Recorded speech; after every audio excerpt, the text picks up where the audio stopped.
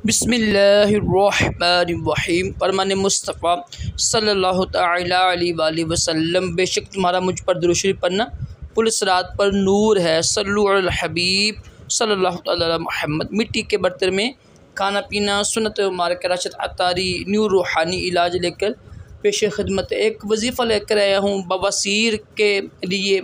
ये जो वजीफ़ा है ना, ये बवासीर के लिए भी है कि चाहे खूनी बवासीर हो या बादी हो।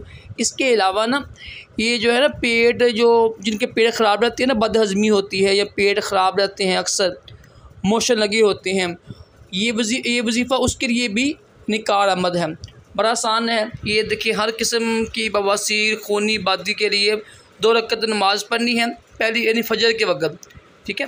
पहली रकअत में बाद अल्हम्द शरीफ के बाद सूरत अलम नशरह, ये और उसके बाद दुआ पढ़नी है।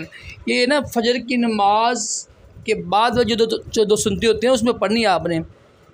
तो इंशाअल्लाह इसकी बरकत से ना कुछ दिन करें तो इंशाअल्लाह इसकी बरकत से बवासीर भी ख़त्म होगी।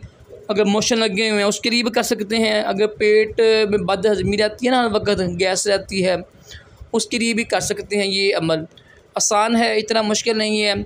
आप ये जो मैंने ऊपर तस्वीर भेजी है ना आपको, इसको आप नहीं कॉपी कर लीजिएगा। जो दुआ लिखी हुई है इसको आप पढ़ सकते हैं।